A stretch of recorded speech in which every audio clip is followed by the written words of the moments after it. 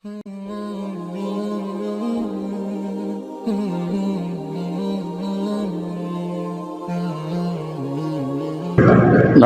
ونصلي ونسلم على رسوله الكريم اما بعد فاعوذ بالله من الشیطان الرجیم بسم اللہ الرحمن الرحیم الطلاق مرتان، طلاق دو مرتبہ دینا ہے۔ فامساکم بمعروف، یا تو دستور کے مطابق روکنا ہے، او تسریح باحسان، یا عمدہ طریقے سے رخصت کرنا ہے۔ ولا یحل لکم ان تأخذوا مما آتیتموہن شیئا، اور تمہارے لیے یہ درست نہیں ہے کہ جو تم ان عورتوں کو حق مہر میں سے کچھ دے چکے ہو اسے واپس لو، الا ان یخافا الا یقیما حدود اللہ، مگر یہ کہ دونوں خطرہ محسوس کریں کہ وہ اللہ کی حدود کو قائم نہیں رکھ سکیں گے۔ فإن خفتم الا یقیما حدود اللہ، اگر تمہیں خطرہ ہو کہ اللہ کی حد قائم نہیں رہے گی، فلا جناح علیہما فیما افتدت بہ، تو عورت کے لیے کوئی حرج نہیں ہے کہ وہ فدیہ دے کر اپنی جان چھڑائے۔ تلک حدود اللہ، یہ اللہ کی حدیں ہیں۔ فلا تعتدوها، انہیں تجاوز نہ کرو۔ ومن یتعد حدود اللہ، جو اللہ کی حدود کو تجاوز کرتا ہے، فاولئک هم الظالمون، تو یہی ظالم ہیں۔ فإن طلقها فلا تحل له من بعد حتى تنكح زوجا غيره، پھر اگر اس نے اس عورت کو طلاق دی تو اس کے لیے یہ درست نہیں ہے طلاق دینے کے بعد یہاں تک کہ وہ کسی اور سے عورت شادی کرے۔ فإن طلقها فلا جناح عليهما أن يتراجعا، پھر اس دوسرے شوہر نے بھی اگر طلاق دے دی تو ان دونوں پر کوئی حرج نہیں ہے کہ وہ رجوع کر لیں آپس میں۔ ان ظنا ان یقیما حدود اللہ، اگر وہ خیال کریں کہ اللہ کی حدوں کو قائم رکھ سکیں گے۔ وتلک حدود اللہ، یہ اللہ کی حدیں ہیں۔ یبینھا لقوم یعلمون، اس قوم کے لیے بیان کرتا ہے جو جانتی ہے۔ وَإِذَا طَلَّقْتُمُ النِّسَاءَ فَبَلَغْنَ أَجَلَهُنَّ فَأَمْسِكُوهُنَّ بِمَعْرُوف، جب تم عورتوں کو طلاق دے چکو وہ اپنی مدت کو پہنچ جائیں، انہیں دستور کے مطابق روکنا ہے۔ او سرحوہن بمعروف، یا انہیں دستور کے مطابق رخصت کرنا ہے۔ ولا تمسکوہن ضرارا لتعتدوا، انہیں تکلیف دینے کے لیے زیادتی کے حوالے سے نہ روکے رکھو۔ ومن یفعل ذلک فقد ظلم نفسہ، جس نے یہ کام کیا اس نے اپنی جان پہ ظلم کیا۔ ولا تتخذوا آیات اللہ ہزوا، تم اللہ کی آیات کو مذاق نہ بناؤ۔ واذکروا نعمت اللہ علیکم، اللہ کی نعمت کو یاد کرو جو اس نے تم پر کی ہیں۔ وما انزل علیکم من الکتاب والحکمہ یعظکم بہ، اس نے جو کچھ بھی کتاب اور حدیث میں سے اتارا ہے وہ صرف اس لیے ہے کہ تاکہ تمہیں اس کے ذریعے نصیحت کرے۔ واتقوا اللہ، اللہ سے ڈرو۔ واعلموا ان اللہ بکل شیء علیم، خوب جان لو کہ بے شک اللہ جانتا ہے۔ حضرات گرامی، یہ دو تین مسئلے ہیں اس میں۔ مرد کا اختیار ہے طلاق دینا اور عورت کا اختیار ہے خلع لینا۔ مرد کا اگر عورت سے گزارا نہیں ہے اور زندگی میں ناچاکی آ گئی ہے تو اس کی صورت یہ ہے کہ اب وہ علیحدگی چاہتے ہیں تو مرد کے پاس 3 طلاقوں کا اختیار ہے۔ ایک ہی دفعہ دینے سے نکاح سے نکل جائے گی۔ ترتیب کیا ہے؟ قرآن نے ترتیب یہ بتائی ہے کہ پہلے 2 دفعہ طلاق دیں، اس کے بعد خاندان کے افراد تیسری طلاق سے پہلے اگر کوشش کرتے ہیں کہ دونوں کے درمیان کوئی صلح کی صورت بن جائے تو پھر اسی آدمی کے ساتھ نئے سرے سے نکاح ہوگا اور اسے حق مہر بھی نئے سرے سے دینا پڑے گا۔ یہ پھر میاں بیوی آپس میں رجوع کر لیں گے تو معاملہ نکاح کا بچ جائے گا۔ اب دوسری صورت یہ ہے کہ اگر میاں نے 3 طلاقیں دے دی ہیں، اب کوئی صورت اس کے باقی رہنے کی نہیں ہے، چاہے وہ 1 دفعہ دی ہو، چاہے وہ اس نے ایک توہر کے حوالے سے دی ہو۔ تو اب صورت یہ ہے کہ وہ کسی اور کے ساتھ نکاح کرے گی، جب وہ اسے طلاق دے گا تو پھر اس کی عدت گزارنے کے بعد اگر یہ سمجھتے ہیں کہ دوبارہ زندگی اچھے طریقے سے گزار سکیں گے۔ اس کو بھی سبق مل گیا ہے، عورت کو بھی، اس کو بھی نصیحت آ گئی ہے، تو خاندان کے لوگ اس میں رکاوٹ نہ بنیں اور دوبارہ وہ آپس میں نکاح کر سکتے ہیں۔ اور تیسری صورت یہ ہے کہ اپنا چوتھی صورت یہ ہے کہ دو طلاقیں تو دے دی، اب اس عورت نے اپنے میکے میں جا کے جو ہے وہ پناہ لی ہوئی ہے، بھائیوں کے پاس بیٹھی ہے، اب تیسری طلاق تو نہیں دی لیکن عدت گزر گئی ہے، عدت گزر گئی ہے، اب بھی یہ اس کے نکاح میں باقی ہے، جب تک تیسری طلاق نہیں دے گا اس وقت تک یہ اس کے نکاح سے نہیں نکلے گی۔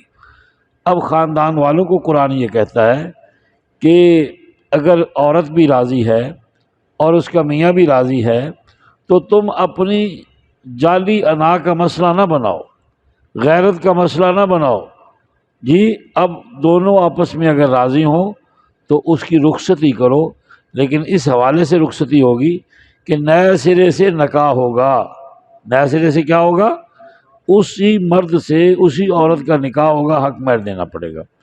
اس میں جاہلیت کے دور کی دو بد رسموں کا خاتمہ کیا جا رہا ہے۔ ایک تو یہی ہے جو میں نے بیان کی کہ دو طلاقوں کے بعد وہ عورت کو روک لیتے، پھر وہ دونوں آپس میں اگر رضامند بھی ہو جاتے تو ان کو رخصت نہیں کرتے تھے، ان کا نکاح نہیں ہونے دیتے تھے۔ تو قرآن کریم نے اس کو ہمیشہ کے لیے پابندی لگا دی کہ ورثاء چاہے لڑکے کے ہوں چاہے لڑکی کے ہوں، وہ اس پر پابندی اپنا وہ اس پر رکاوٹ نہیں بن سکتے، وہ اس میں رکاوٹ نہیں بن سکتے۔ اب دوسری صورت یہ تھی کہ عرب کے معاشرے میں یہ رواج تھا کہ دو طلاقیں دے دیتے، تیسری کی مدت گزرنے سے پہلے رجوع کر لیتے، اور پھر میاں بیوی والا تعلق قائم کرنے کے بعد پھر اسے چھوڑ دیتے، پھر اسے کیا کرتے، چھوڑ دیتے۔ اسی طرح طلاقوں پہ طلاقیں دیے جاتے اور دو تک پہنچ کر تیسری نہ دیتے۔ حالانکہ شریعت میں تو یہ ہے نا کہ جب آپ نے دو طلاقیں دے دیں پھر آپ نے زندگی کے جس موڑ پہ بھی ایک دفعہ طلاق دے دی تو وہ تیسری شمار ہو کر مؤثر ہو جائے گی، وہ تیسری شمار ہو کر کیا ہو جائے گی، وہ جو ریزرو تھی نا، جو فریض تھی دو طلاقیں، وہ ان کی برف بھی پگھل جائے گی اور یہ تیسری بھی ان میں شامل ہو کے تین طلاقیں ہو جائیں گی۔ تو وہ ایسے کرتے تھے کہ کسی اور سے نکاح نہ کر سکے، اس طرح وہ اسے لٹکائے رکھتے، اسے اذیت دیتے، تکلیف دیتے، اس کی جائیداد پہ قابض رہتے۔ تو قرآن کریم نے یہ کہا، اس کو حرام کر دیا ہمیشہ کے لیے کہ عورت کو اذیت دینے کے لیے اسے گھر میں نہ رکھو۔ فرمایا کہ ضرارا لتعتدوا ومن یفعل ذلک فقد ظلم نفسہ، جس نے ان کو تکلیف دینے کے لیے روکے رکھا اور زیادتی کے لیے روکے رکھا، اس نے اپنی جان پہ ظلم کیا۔ وَلَا تَتَّخِذُوا آیَاتِ اللَّهِ ہُزُوًا، اللہ کی آیتیں ہیں، کوئی مذاق تھوڑی ہے یہ، اس لیے آئندہ یہ حرکت نہ ہو، اسے حرام کیا جا رہا ہے۔ وَاذْكُرُوا نِعْمَتَ اللَّهِ عَلَيْكُمْ، اللہ تعالیٰ کی نعمت کو جو اس نے تمہارے اوپر کی ہیں، جناب حضرت محمد مصطفیٰ صلی اللہ علیہ وسلم کے حوالے سے، اسے بھی یاد رکھو، اور جو اس نے قرآن کریم اور نبی پاک صلی اللہ علیہ وسلم کی سنت تمہیں عطا کی ہے، جس کے ذریعے تمہیں نصیحت ملتی ہے، اس سے بھی سبق حاصل کرو اور اللہ سے ڈرتے رہو۔ خوب جان لو کہ اللہ تعالیٰ ہر چیز کا جاننے والا ہے۔ جو دیکھو نا اب ہمارے خاندانی معاملات میں کتنے کھلے احکامات ہیں، کسی قسم کی کوئی اس میں جو ہے نا وہ گنجل نہیں ہے، کوئی اس میں ایسی پیچیدہ بات نہیں ہے کہ جو سمجھ نہ آ سکتی ہو۔ تو عدالتوں میں سارا سال فیملی کورٹ میں کیس چل رہے ہیں، وکلاء بھی پیسے بنا رہے ہیں، جج بھی پیسے بنا رہے ہیں، اور ایسے ایسے فحش سوال لڑکی سے کیے جاتے ہیں، مرد سے کیے جاتے ہیں، بچے درمیان میں ذلیل ہو رہے ہیں۔ تو کوئی ایسی مصالحت کی کوشش نہیں ہے کہ جج کیا سمجھائے دونوں جوڑوں کو، دونوں وکیل مل کے سمجھائیں، یا خاندان کے کچھ افراد جو ہیں وہ اسے مل کے سمجھائیں۔ ایسی صورت نہیں ہے، ایسی صورت نہ خاندان میں ہے، نہ وکلاء میں ہے، نہ عدالت میں ہے، نہ مصالحتی جو کمیٹیاں بنی ہوئی ہیں، ان میں ہے۔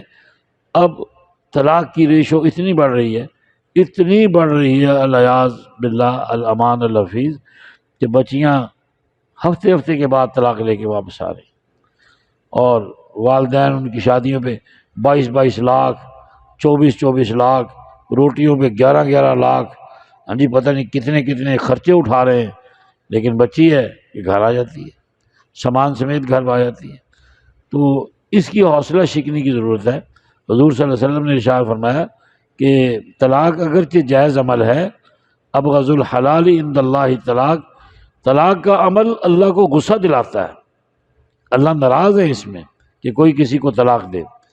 اور حضور صلی اللہ علیہ وسلم نے یہ بھی فرمایا کہ شیطان کا روزانہ پانی پہ سٹیج لگتا ہے، تخت لگتا ہے، تو وہ سارے شتونگڑے سے پوچھتا ہے تمہاری کیا کارروائی ہے، آج کی کارگزاری سناؤ، اپنی پروگرس دو، کیا پروگرس ہے تمہاری؟ تو کوئی کہتا ہے میں نے فلاں بندے کو بہکایا، اس سے میں نے چوری کروا دی، کوئی کہتا ہے میں نے فلاں بندے کو بہکایا اور اس سے میں نے زنا کرا دیا، کوئی کہتا ہے میں نے فلاں کو بہکایا اور اس سے میں نے جو غلط کام کروا دیا۔ ایک چھوٹا سا شتونگڑا کہتا ہے کہ میں نے فلاں بندے کو بہکایا اور اس نے اپنی بیوی کو طلاق دے دی۔ تو حضور صلی اللہ علیہ وسلم فرماتے ہیں یہ پھر اچھلتا ہے بڑا شیطان، اصل شیطان، اس کو اپنے سینے سے لگاتا ہے، اس شتونگڑے کو اسے چومتا ہے اور اسے اپنے ساتھ بٹھاتا ہے، اور خوشی کے مارے اس کی ہوا خارج ہو جاتی ہے، بڑے کی خوش ہو کر ناچتا ہے نا، تو معدہ کمزور ہے، پرانا ہے، تو ہوا خارج ہو جاتی ہے، اتنا ناچتا ہے وہ۔ یہ میں نہیں کہہ رہا، یہ حضور صلی اللہ علیہ وسلم نے فرمایا۔ تو ہوا خارج ہوتی ہے اس کی، اور کہتا ہے الو کے پٹھو تم نے کیا کیا ہے، کام تو میرے اس بچے نے کیا ہے۔ اب مقدمے ہوں گے، خاندانی لڑائیاں ہوں گی، نفرتیں ہوں گی، محبتیں ختم ہوں گی، اب ایک بہت لمبا چوڑا سلسلہ شروع ہوگا جس میں بندے مارے بھی جا سکتے ہیں، لڑائی میں، غیرت میں۔ تو کام اس نے کیا ہے، کام کیا کیا ہے؟ اس نے کیا ہے اصل کام، جو دو خاندانوں کے درمیان تفریق کی ہے۔ تو دیکھ لے، اگر اس میں وکلاء خوش ہو رہے ہیں تو بھی شیطانی کام ہے، جج خوش ہو رہے ہیں تب بھی شیطانی کام ہے، برادری خوش ہو رہی ہے تب بھی شیطان کے چیلے ہیں۔ من الجنۃ والناس، شیطان انسانوں میں سے بھی ہوتے ہیں اور جنات میں سے بھی ہوتے ہیں۔ تو شیطانی عمل سے باز آنا چاہیے تاکہ انسان شیطان کا خلیفہ نہ بنے، کیونکہ اللہ تعالیٰ نے شیطان کو انسان کا دشمن بنایا ہے، اور شیطان مردود ہی انسان کی عظمت کی وجہ سے ہوا ہے۔ اس لیے کم از کم دشمن کو ذہن میں رکھنا چاہیے، اور دشمن سے بچنا بھی چاہیے، دوستی سے بھی، تعلق سے بھی۔ اور اس طرح کے معاملات اگر آپ کے سامنے آئیں تو بہت بڑی نیکی ہے دونوں خاندانوں کو ملانا، ان میں مصالحت کرانا، یہ اللہ کو راضی کرنا ہے۔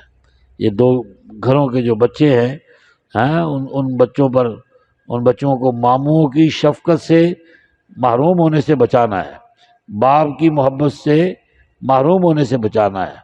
ماں علیحدہ ہے، باپ علیحدہ ہے، بچے ادھر بھی دیکھتے ہیں ادھر بھی دیکھتے ہیں۔ کبھی عدالتوں میں یہ منظر دیکھیں، دل دہلا دینے والے مناظر ہوتے ہیں، جب باپ اپنی طرف بچوں کو کھینچتا ہے، ماں اپنی طرف کھینچتی ہے، اور یہ سارے مناظر جو ہیں یہ اس لیے ہوتے ہیں کہ انسان عقل سے کام نہیں لیتا، جذبات سے لیتا ہے۔ اللہ تعالیٰ ہمیں شریعت کے مطابق عمل کی توفیق عطا کرے۔